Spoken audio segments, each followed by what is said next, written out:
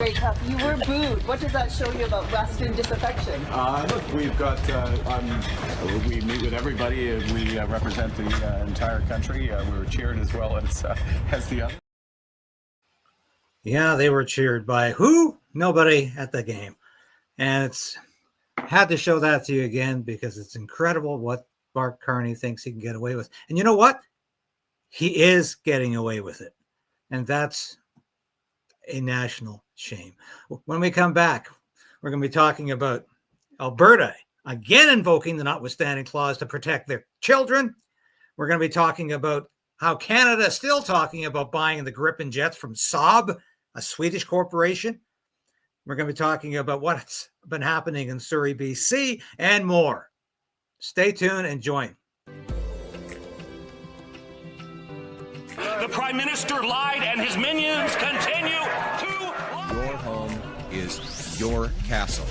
We're calling on the government to introduce and immediately pass the Stand on Guard law. But we also need to resolve to resist.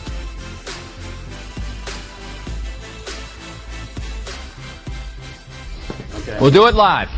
Okay. No. We'll do it live. I'll write it and we'll do it live. Thanks for joining me today. This is David Crayden broadcasting to you live from our nation's capital. This is today's edition of Stand on Guard. Thank you so much for all of you who come faithfully and for your comments. You know, I've been reading so many comments lately, not just on YouTube, but on Facebook. And there's so many, and I do want to get back to so many of you and the emails are piling up as well, largely because of the reporting we've done on the ostrich farm and the aftermath of that so-called biohazard cleanup. Yeah. But we will have a lot about the animals today, about where the ostriches went, about what's happening in the aftermath of that incredible debacle in Edgewood, BC.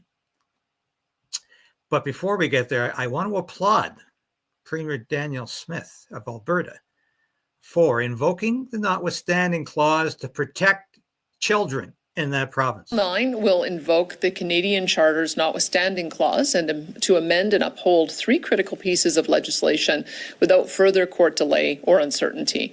This government does not turn to the Notwithstanding clause unless the stakes warrant it.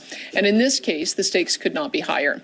This is one of the most consequential actions our government will take during our time in office. These measures reflect the views of an overwhelming majority of Albertans, and it is our responsibility to make sure that they are not overturned. This is not a hypothetical discussion. This suite of legislation is in active litigation right now. At this moment, we have 3 lawsuits working their way through the courts with 1 injunction in place. These lawsuits could take years to resolve, including possible appeals to the Supreme Court. These delays are not acceptable to this government when children are in harm's way.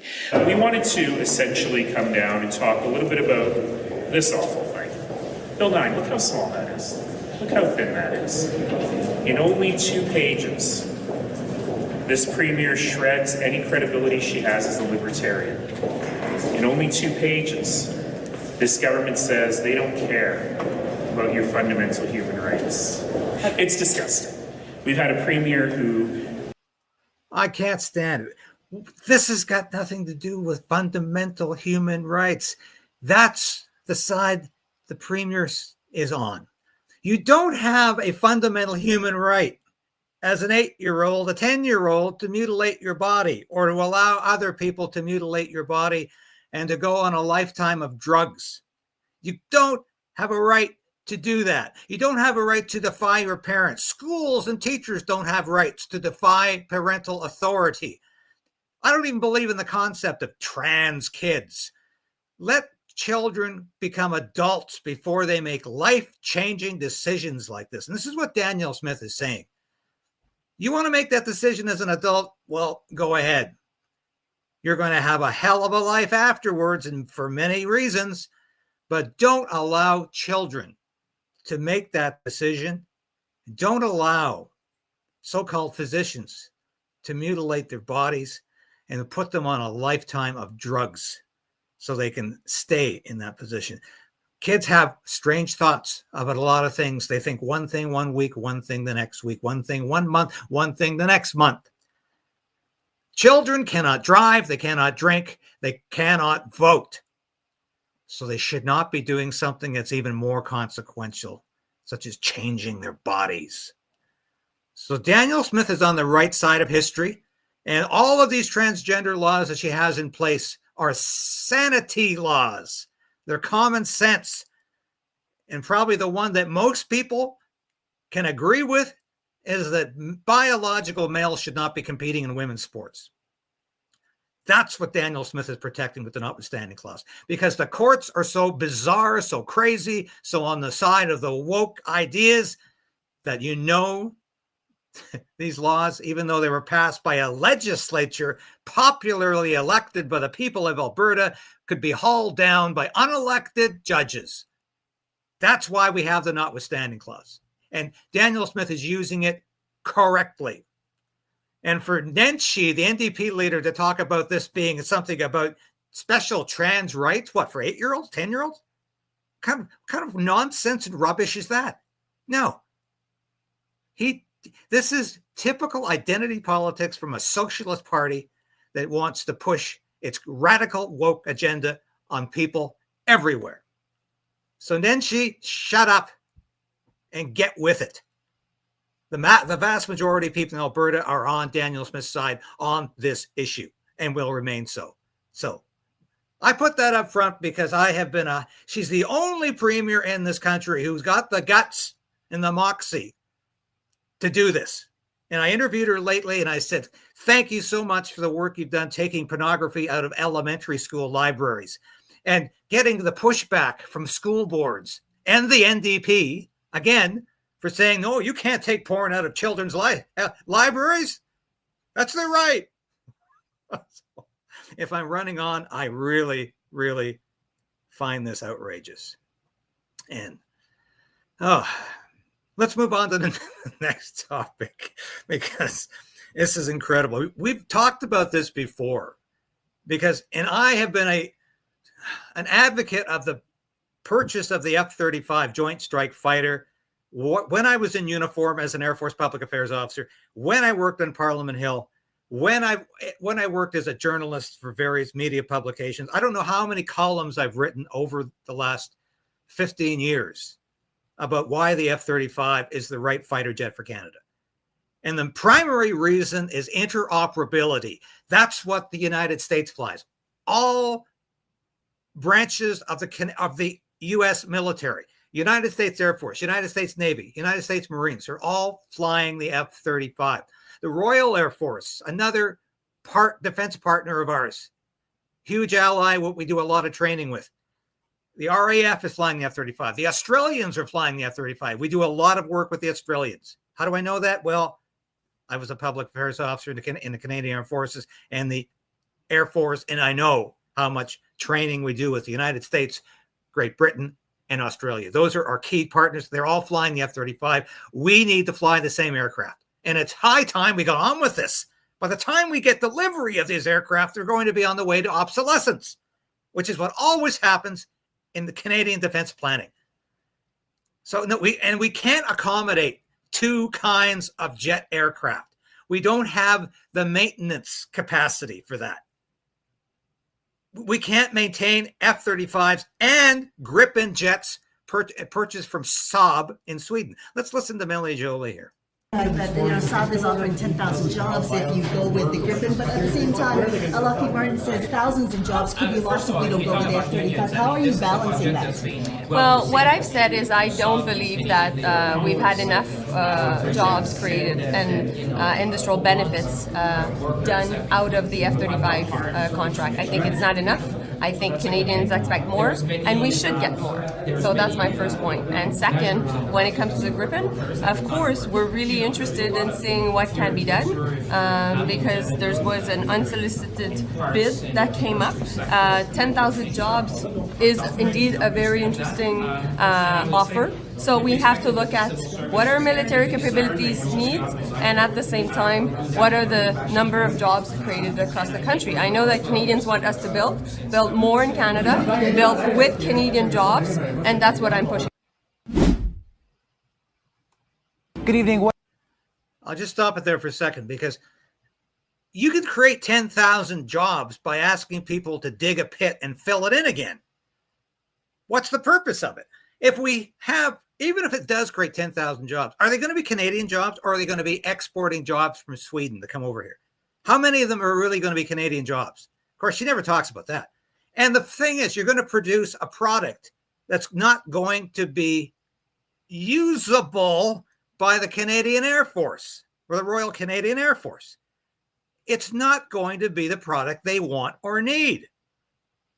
So this is absolute stupidity to suggest, well, we only make defense decisions based on industrial regional benefits, the IRBs as they're called. Of course, that's a factor. Every defense contract is political to some degree. It's unfortunate, but it is. A base closure is political to a huge degree. Notice when the Liberals are in, they never close bases in ridings that they have. They always close bases that the opposition parties had seats in every time. But procurement should be above politics. It should be about what the military needs. Let's listen to some more of this. One of the largest defense contractors in Europe is making a play for a piece of this country's military market. 10,000 research and manufacturing jobs could land in Canada if Ottawa adds the Swedish fighter jet to its military fleet. We, as Saab, we are prepared to do that technology transfer to Canada and support that build-up. Canada faces a critical decision in its defense strategy, and the implications are being watched closely across the globe. Analysts in Washington, Ottawa, and Stockholm recognize that the next steps could reshape military planning, industrial production, and international partnerships for decades. Canada's fighter jet program has long been a central element of its defense planning, and the choices it makes now carry consequences far beyond national borders. Reports indicate that new developments from Sweden have introduced an unexpected factor into these discussions, one that could influence not only Canada's military capabilities, but also its industrial landscape, technology transfer, and economic future.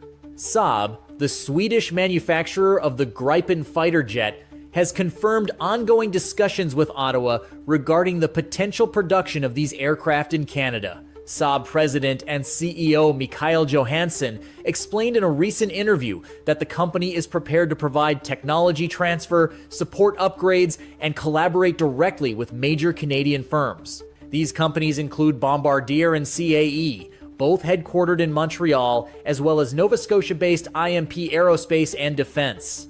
Johansson indicated that production could take place either in a newly built facility or within a converted existing plant, with the first Canadian-made Gripen potentially ready within 3 to 5 years. The scale of this proposal is significant. Johansson confirmed that if Canada moves forward with this plan, it could create approximately 10,000 manufacturing and research jobs across the country. These positions would cover aerospace engineering, technology development, and high-level production roles connected directly to the Gripen program. This is not a minor adjustment. It represents a substantial industrial expansion that could influence Canada's domestic economy for decades. All right. The guys can't seem to pronounce things very well. It's Gripen and it's Bombardier. Obviously, this reporter does not have a lot of background in aerospace. But it doesn't matter, as I said. We don't have an Air Force that's large enough to accommodate 2 fighter jets. Every fighter jet has to be maintained. This is a huge part of flying. Every time that jet lands, it's maintained so it can fly again. It's checked out. Air Force maintainers, the ground crew, in other words, the ones who have to keep the aircraft flying for the pilots. It's a very specialized trade. So they're saying we're going to have ground crew trained on the Gripen and ground crew trained on the F-35, because we will be getting some F-35s. And those Gripens, of course, won't be able to interact with our United States allies. They won't be able to interact with our Royal Air Force and Royal Australian Air Force allies. And NORAD membership could be in jeopardy. The ambassador to Canada, the U.S. ambassador to Canada, has already said this. I put a request in to have him on the show next week. We want to talk about this. In the meantime, I'll remind you of what retired Colonel Doug McGregor, who was probably the most thoughtful defense analyst out there, said about the consequences of turning, once again, tweaking the nose of President Donald Trump by saying, we're going to buy Swedish jets, which, by the way, are probably just great for Sweden and some European countries, but totally inappropriate for Canada. But here's Doug McGregor explaining why, if you want to see Donald Trump furious, if you really want to see Donald Trump come down on Canada, this decision could do it. Talk a little bit about your prime minister, who's made the decision to obviously invest in equipment and technology produced in Europe versus what we produce. And that's a sore point. That's a direct barb at Trump. Howard Lutnick, who is one of the key figures in the administration, a couple of weeks ago was meeting with some business leaders from India. And one of the leaders from India said, Mr. Lutnick, what can we do that would make you happy about us and pleased with us? And his answer was, well, we'd be happy if you bought more of our military equipment instead of Russia's. Well, if you're an Indian right now and you have a long-term relationship with Russia that goes back decades, virtually to the founding of the Indian state, and you live in very close proximity to Russia, why would you invest in military equipment for the United States when you have supply chains that have to reach, thousands of miles back to America? It's not going to happen. But I thought what was important about the exchange was Lutnick's insistence that that was important. Now, this is a real sore point with Donald Trump, because right now, when you look at our economy, what do we produce? Well, we produce oil and natural gas. We do have some mineral deposits, but primarily oil and natural gas. We also have a hell of a lot of coal, which we are not making full use of, that we can produce and ship overseas. The other thing that we produce, of course, are crops.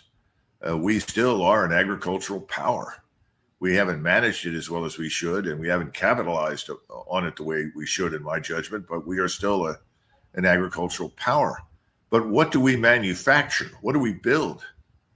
Not much. As a result, we tend to build a lot of military equipment and stuff. And that is important to President Trump because it maintains assembly lines, it keeps them open.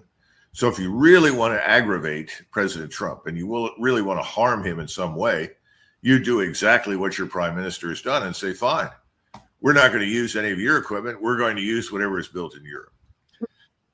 So that's the easy answer to the question about Canada right now and the attitude towards Trump.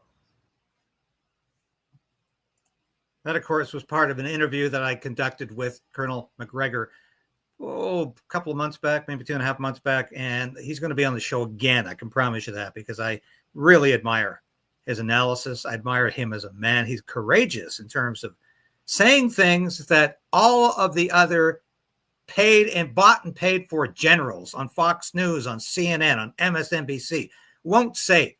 They lie to you. They tell you what either the administration wants you to hear or what the media outlet wants you to hear. And it's all about the military industrial establishment for those people. For Colonel McGregor, Doug McGregor, it's about truth. It's about what's really, really happening. So before I get to this incredible video from Surrey and a phone call to the RCMP to do something about these ostrich parts that I think are still sitting in a parking lot, unless there's some theories they were buried. And if they were, that's a complete contravention of the law. If they were, it's a contravention of the law and all rules and regulations governing disposal of this kind of byproduct, if you will. Can't do it just in any backyard. But the ostriches remain either on location in the bins or they have been disposed. I don't know. We need the CFIA to be honest about that. Before I get to that, though, I want to show you this incredible article to say this is how people are still, how the mainstream media is still looking at this. Valid questions. Whoa, we got that much from CTV News. It's okay to question the CFIA. And they've got a veterinarian here saying that, well, you know, he's saying the ostriches quote, probably weren't infected, unquote. However, this is a veterinarian, Dr. Scott Weeds. He says, however, quote, we don't really know, unquote. Then he has the audacity to suggest there is no way they could test these birds. Absolute nonsense. Former Ag Minister Jerry Ritz said they could have done it for $10,000. Yeah. And this absolutely ignores the absolute shit show that was going on at that farm in terms of the cruelty against the animals while the occupation went on, and the incompetence and the complete disregard for health and safety that went on in the aftermath and the so-called cleanup. Nothing about that. The CFIA is not being held to account by the establishment health authorities, by the establishment mainstream media. And to suggest that there is no way to, we couldn't test them, that is absolute rubbish. And nothing about the fact, once again, the myth about these ostriches somehow impacting trade. They weren't going anywhere. They weren't food. They weren't going across the border. And once again, the conclusion of these people is that we have to have a stamping out policy, but it's unfortunate, but we have to do it. So in other words, where does that logically go? It leads to eradicating every last bird and animal because, well, we'll be safer then. And it's a denial of herd immunity, which is historically not only been accepted, but been proven to work better than vaccination schemes. So if you want frustration, read this article in CTV. And I won't read the whole thing because it's incredible. But once again, it's pushing the same nonsense that the CFIA got away with. Denying that the birds were healthy, denying that the birds developed herd immunity, denying that the antibodies should be studied, denying that this is a better way to deal with avian influenza outbreaks than just killing everything in sight. Because you get rid of the healthy antibodies in the process and you start from zero, as Katie from the farm has said so many times on this show. And that's why she's fighting back with an organization she's building right now. And we're going to have more about that when that comes to fruition. But she's pushing back big time because CFIA is not done. When she was on the show the other day, she talked about how is she going to be reaching out and fighting for farmers' rights? How is she going to be doing that? Well, there's so much stuff going on right now. And I want to show this to you because once again, this is what these people are up to.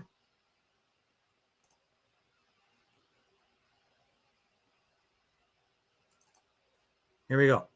Now they're after the peacocks at Summerland Sanctuary. And guess what? They don't want to kill their peacocks. Oh, but the CFI says, I'm sorry. It's just we have to do it because that's what we're good at. Two things, lying and killing. A plea to the Canadian Food Inspection to spare an animal sanctuary's peacocks from a possible euthanasia order is being considered after an outbreak of avian flu. The animal rescue first shared the devastating news at the start of November that a positive case of H5N1, otherwise known as avian influenza, was at their sanctuary. Now, they've already culled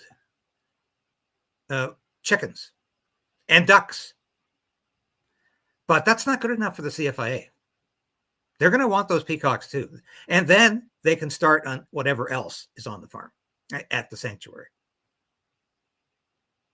And it's incredible how they continue to get away with this.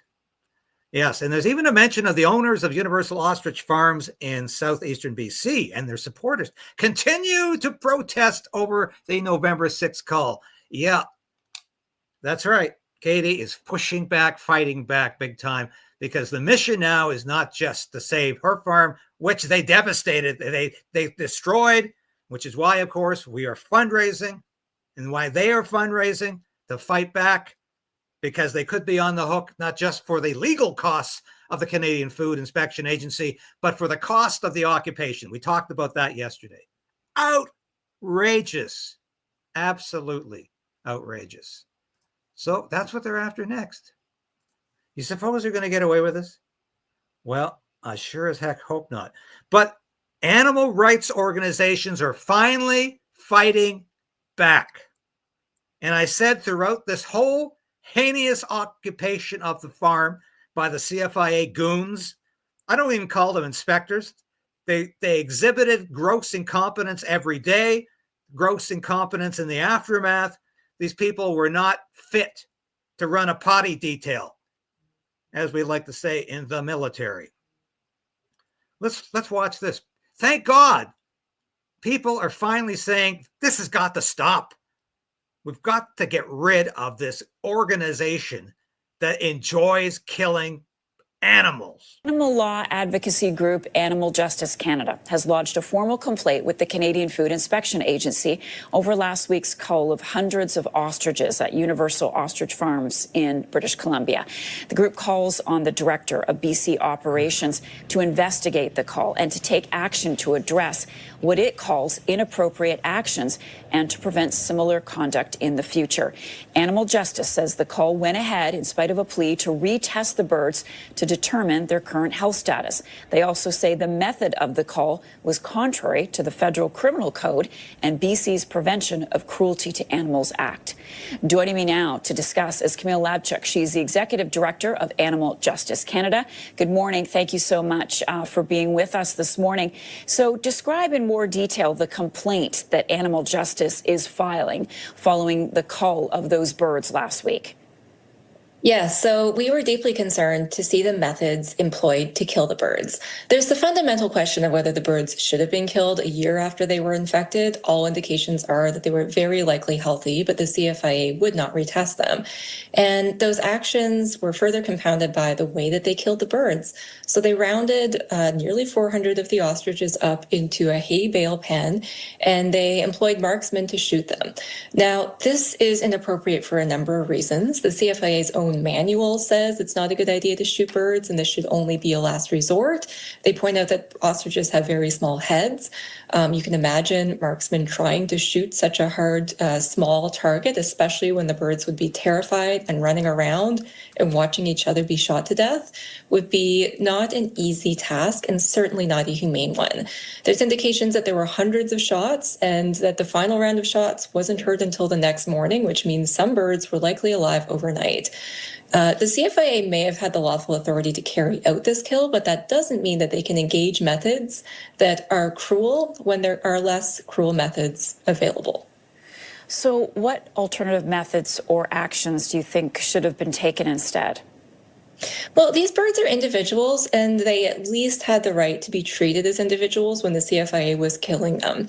So the CFIA's manual suggests that one thing to do would be to hood an ostrich to calm the bird down, move the ostrich to a location, and then first administer a sedative and then a lethal dose. And that is something the CFIA itself recommends doing one by one for the birds. Perhaps they didn't want to take the time to do that because there were so many of the birds, but that's no excuse when we're talking about the pain and suffering that these individual animals would have endured.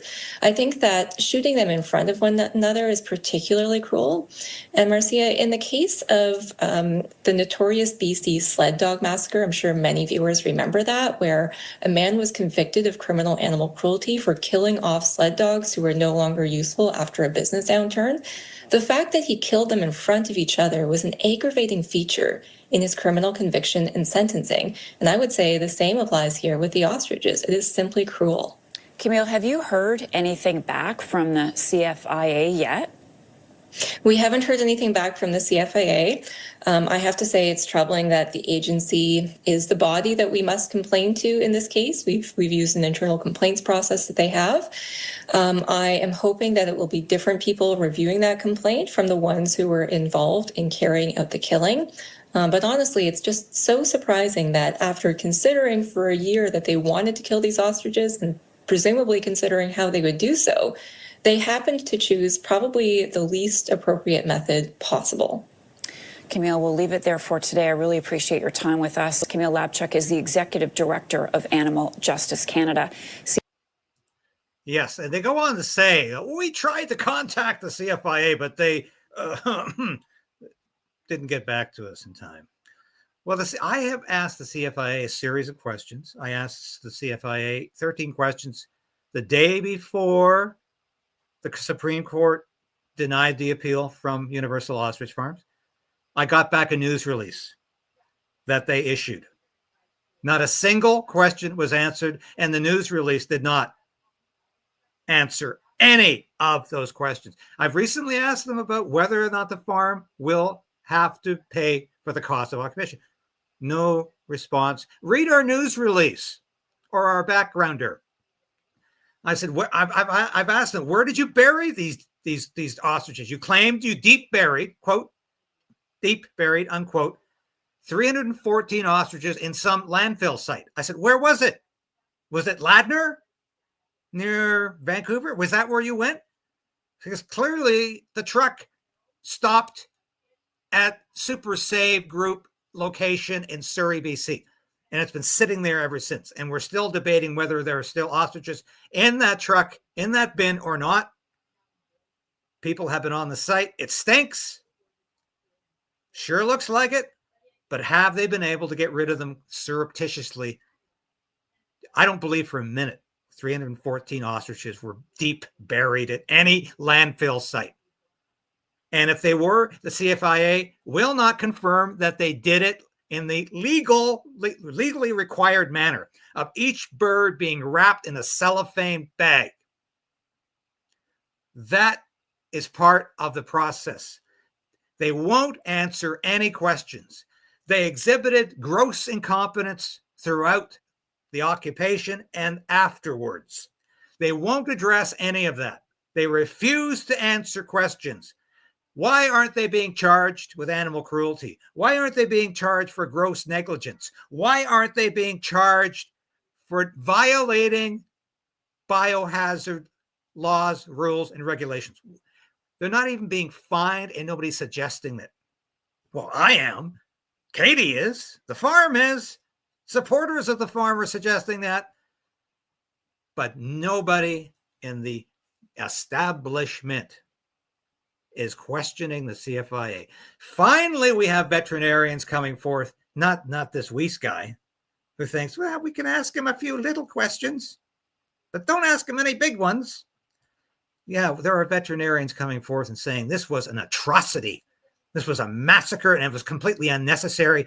And the stamping out policy is not only stupid, it's going to lead to the literal eradication of every last animal in this country if it continues. Oh, they might get sick again. Yeah, I might get the flu again too. Does that mean you're going to eradicate me? Yeah, actually, I haven't had the flu in years now, and I've never got the flu vaccine. I was stupid enough to get the COVID vaccine twice, and I've been trying to purge it out of my system ever since. But I've never got a flu vaccine, and I haven't had the flu in years. Why? I think I developed natural immunity to it. Could be. Could be. So that's where we are. I want to show you this incredible phone call. And once again, this is thanks to the supporters of Universal Ostrich Farms who are doing this work out of the kindness and goodness of their hearts. Nobody's getting paid for this. They're putting themselves on the line because this is risky behavior. The government doesn't like you asking questions like this when you've got no media organization, no government organization behind you. It's just you and your family. The government knows you're vulnerable. So I applaud the courage of these people for doing this. Listen to this. It's going to just knock your socks off. Which is deemed hazardous waste, okay?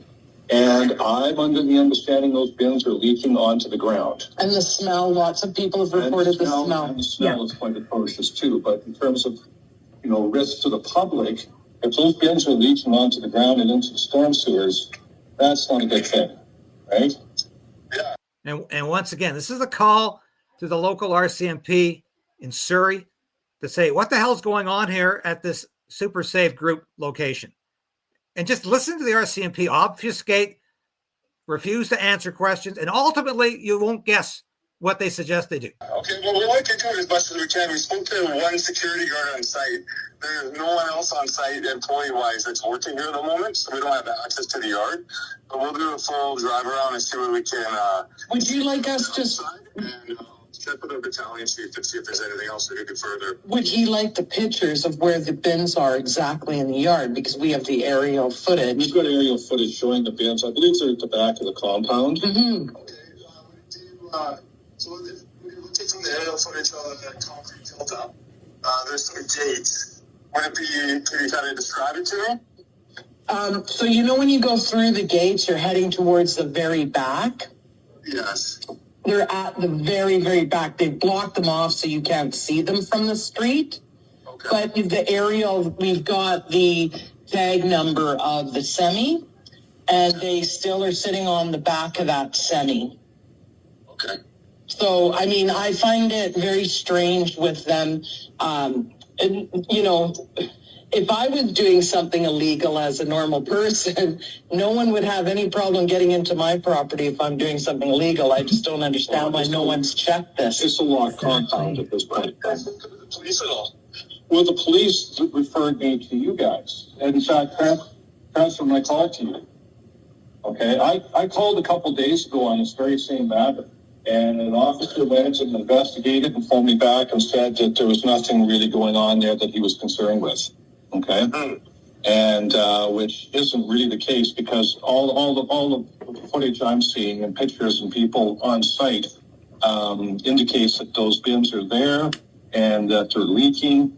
And I don't even think they're tagged as being hazardous waste. There's no cards. There's no cards on these trucks at all, as far as I can see, that indicate that there's hazardous waste in these bins. And you looked up and they're not. Yeah.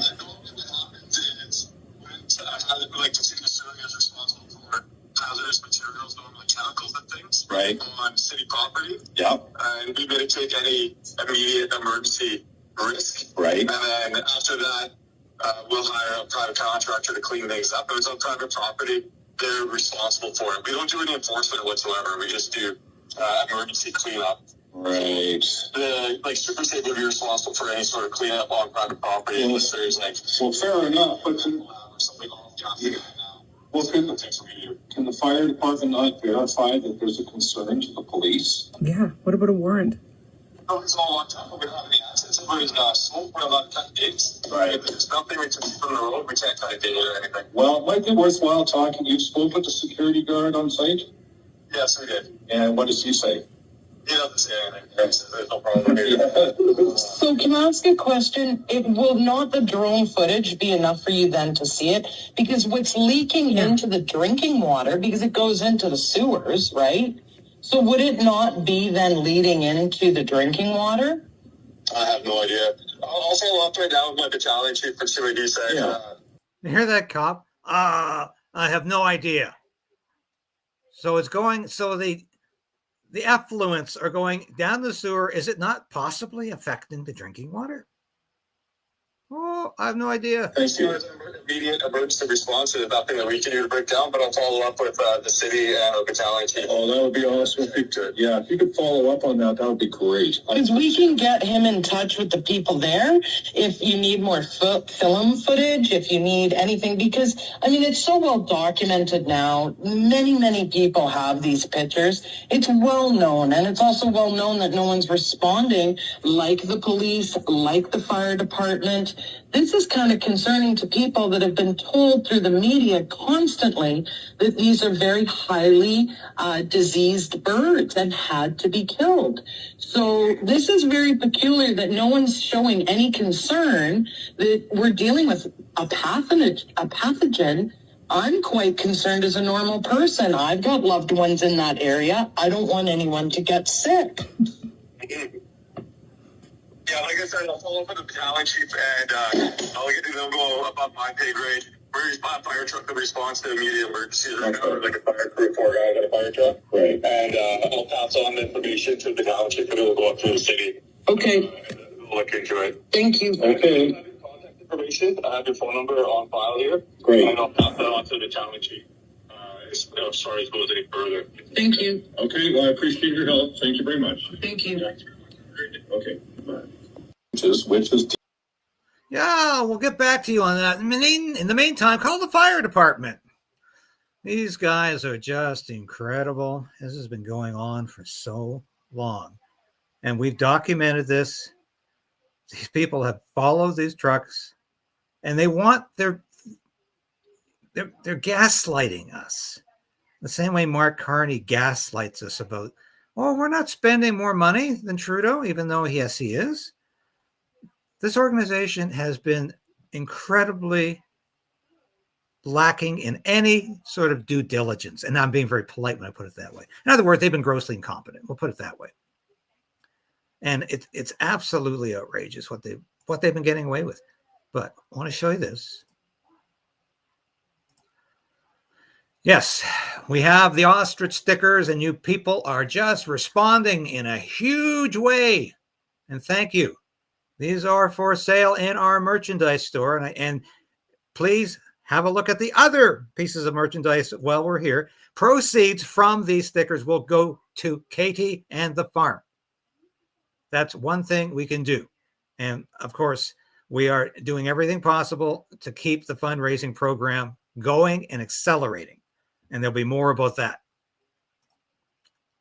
So I think these are really, really fantastic stickers. We're quite proud of them. I'm going to have a look at my X account here in a sec.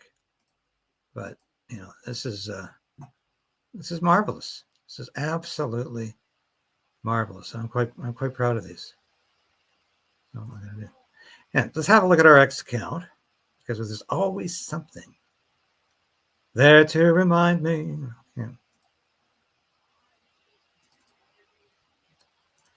Yeah. There we go. And Katie can't keep up reposting all of the material that I put up every day. And yeah, did people at Bruce McGonigal, who has been a very persistent critic of the CFIA and another citizen journalist. Just wait, folks. Did people really think this fascist BS would end with the ostriches? Just wait, folks. Soon enough, it will be cats and dogs that need to die too, because of the threat of transmission. Hands off my cat. You're not getting your hands off my little black cat. All of this is grooming people to fear the government and do nothing as government peels away our rights. Emergency powers is exactly how fascists govern. I think it's exactly anyway. They use democracy to get elected and stay protected, and then use emergency powers to eliminate individual rights until people are too scared to even claim they have individual rights. Yeah, COVID-19 was a perfect example. And my good friend Odessa, out of I think she's just west of Vancouver, east of Vancouver. Disgusting. So now CFIA in BC Canada is trying to needlessly slaughter healthy peacocks that do not have bird flu, are not part of a food source, and are kept completely separate from other parts of the critter. Mm-hmm. It's just incredible. Wanted to get down to this. Yes, Murray Brewster is once again talking about the F-35 or the Saab. Oh my God, how did we ever get there? This is very interesting. I encourage you to read Joe Warmington, good friend from the Toronto Sun, one of the best columnists in this country. Dark day as Patriot told to stop playing "Oh Canada" at City Hall. What the hell has gone wrong with this country? You know, we fly other people's flags. We fly the Palestinian flag. We fly the flag of Israel. We fly the flag of Ukraine. Fly the Canadian flag. Canada first. Sing the national anthem whenever you damn well please.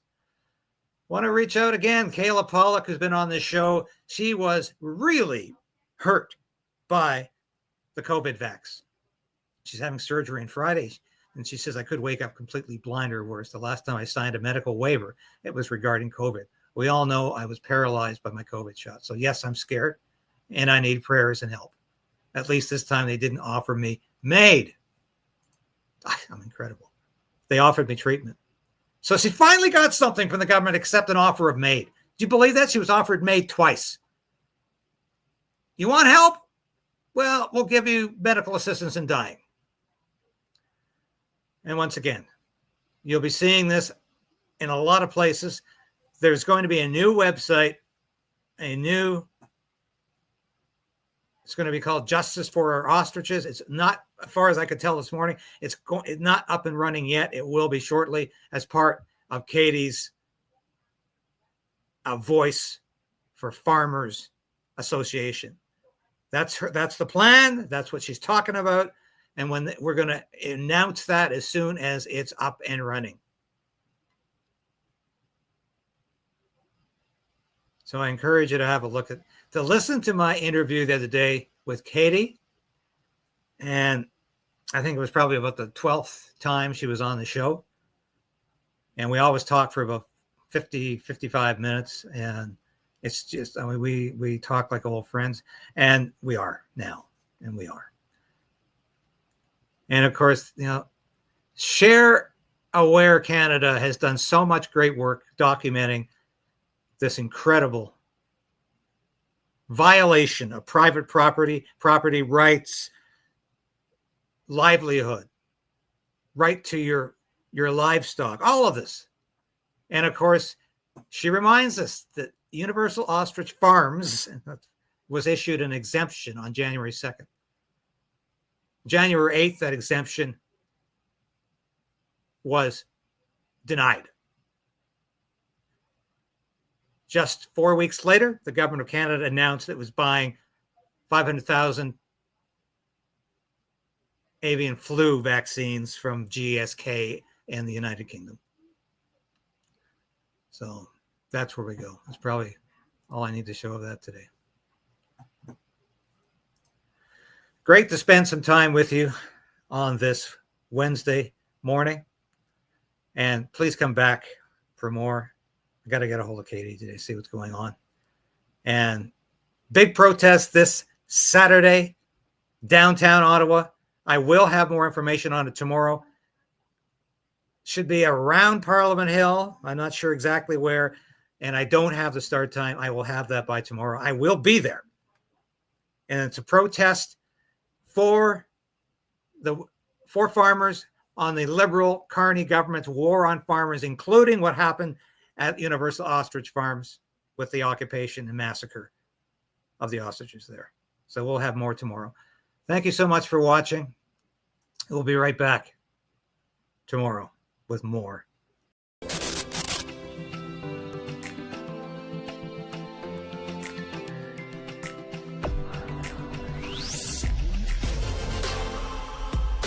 Thank you for sharing this station with your friends and family. Thank you for hitting that like button, because I tell you, we are fighting back in a way I've never had to before, because I'm going to keep this station on the air.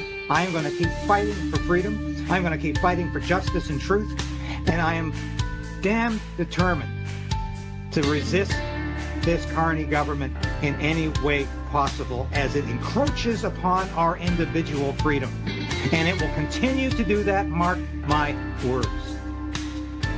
I'll be back again tomorrow. Same time, same place.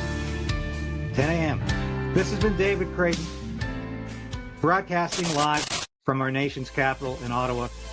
Thank you for watching. We'll see you again tomorrow.